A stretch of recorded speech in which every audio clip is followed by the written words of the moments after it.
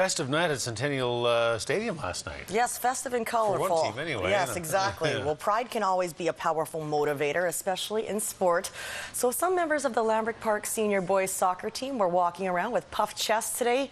It is with good reason. One of the top teams on the island, the Lions, never made it off the island to compete for a BC banner. Last night was their title shot, taking on the recently crowned BC champs, the Glenlyon Norfolk Gryphons, in the Colonist Cup final. Well, a clear and cold night at UVIC Centennial Stadium. Not too cold for these shirts-optional Lambrick supporters. The Gryphons controlled the play throughout a scoreless first half and into the second, but the Lions were putting pressure on GNS goalie Rab Bruce Lockhart. Late in the half, the best scoring chance belonged to number 17, Brendan Connell, but he's denied at close range by Jesse Hodges. And Hodges continues to shut the door, keeping this game scoreless, and would stay that way until double overtime when grade 11 Lambrick striker Jordan Van Stone scores the goal of his high school career. Lambrick Park ends their Colonist Cup drought, crown them the new city champions. Oh, best goal of my career. Words can't explain. Best goal of my career. Underdogs coming in, didn't make provincials. This game's better than provincials for sure, winning it. It's amazing. We all did the work. I used my whole string. I even put in my backup keepers on the field so we could keep the guys going. And like I say, it's a team which really wanted this and has worked hard all season to get this point. So it's well earned. Well, you can bet that the Victoria Royals weren't sad to see November come to an end. One, they could finally get rid of those Movember mustaches that they were trying so hard to grow. And two, it was a terrible month in the wins column. The Royals won just 2 of 11 games. At least last night, they managed to squeeze out a point in their series with the Kamloops Blazers.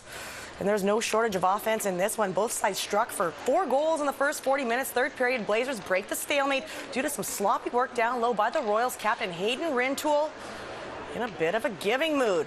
Blazers' J.C. Lippin with the gift goes cross crease to Tim Bozon, 5-4 Blazers. The Royals will get even though. Zane Jones, check out the individual effort as he puck handles some D-man, pots his own rebound for the 4th of the year. This game is going to go to overtime, 4-on-4. Not a situation where you want to see this. Jesse Pauls gets tied up with Dylan Willick. A questionable slashing call puts the Blazers on the power play. Royals killer Chase Schraber is going to cash in. His 4th goal in 2 games gives the Blazers the victory. 6-5 the final. The Royals ride a 6-game losing skid into tomorrow night's game against the Kelowna Rockets. After 2 rounds, Stuart Anderson is inched closer to earning his PGA Tour card. Anderson fired a 2-under in windy conditions at the PGA Tour qualifying tournament in California. He is 4-under after 36 holes and tied for 21st. 4 more rounds to go. Disco Stu needs to finish in the top 25 to punch his PGA ticket. Number 33. Well, Andrew Harris punched his ticket with his most valuable Canadian performance in the Grey Cup, and last night, Harris and his BC Lions teammates took to the field at BC Place one last time. The Leos took the opportunity to thank their fans for fueling them to one of the most impressive season-ending runs in CFL history. Instead of a parade, more than 8,000 fans filled into the Dome to check out the 6th Grey Cup in team history. Some people are disappointed that there's not a parade. I think that's a great celebration. I think so, too. Hopefully we're celebrating here on the island in a... Well, you know, we're a bunch of Islanders heading over to BC Place to watch the Mount Doug Rams junior varsity and the varsity teams on Saturday, and the Barsby Bulldogs are there as well. The opponents won't see it because it'll have a helmet on, but check this out. If this doesn't intimidate you, if you're on the O-line or the D-line... MD! Yeah. Look at that. Let's go, Mount Doug. I don't believe that young man did that himself, though, right? He had it done. The professionals did it. But Sheldon is very proud of that. So maybe we should take his helmet off and let the other guys see that. Let them see that. That can be his haka. He can just turn around and show him his MD. Yeah, check this out. Nice, Shelley. All right. All right, Mai, thank you.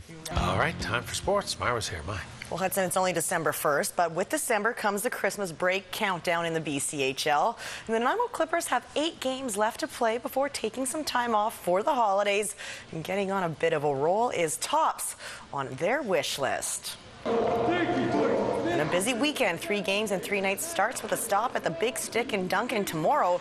The Clippers were slapped with a 6-1 loss when they were in Duncan just a week ago. Large losses plus gutsy wins equals an inconsistent Clippers hockey club. They hold down third spot in the Coastal Conference, but have gone 5-5 in their last 10 games. An average just doesn't fly at Frank Crane Arena. I don't think average is good for anybody. You know, we want to be a team that's kind of setting the bar and setting the standard and getting us back to where we used to be. And we're in the mix right now, and that's all we are. We're just kind of in the mix, and everybody around us is kind of, you know, just kind of playing the same way. And right now we're a little bit vanilla. We're 5-5 in our last 10, and we got to get some more consistency in our play and more consistency in our systems. No, we always want to be better. We have our little goals that we want to get 6 points every 10 games at minimum, and we got to keep doing that, and if not better.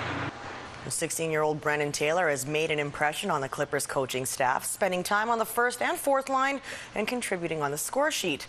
Taylor is made for the Clippers. He's a Nanaimo native and always dreamed of one day donning the orange and black colors. Fan. I always came out to the games. I had season tickets for a few years when I was little, and had my own jersey with my name on it from when I was younger too. You know, he's dependable. He gets pucks in, he gets pucks out. He doesn't do anything out of the ordinary. He doesn't try and get out of his realm of a player. He just tries to play within himself, and it seems to be consistent for him, and he's only going to grow from there too. His skill set and his age and his development will come along too, and we're excited about that. Finally tonight, get a load of this photo. A few members of the John Barsby Bulldogs varsity team were lucky enough to spend a little time with Canadian football's most coveted cup. The Grey Cup made an appearance at the BC High School Football All-Star Banquet Tuesday night in Vancouver. That is Nate Berg, number 27, the AA Player of the Year, along with his All-Stars, Jordan Kuziak and Steve Morgan. We're getting close. Those guys. I know, close to the countdown for the big championship Saturday. Yeah, they're playing. The Barsby guys are a mission, right? Correct. Both the JV and Barsby senior team are mission, playing against Mission. All right. My thank you. You're welcome.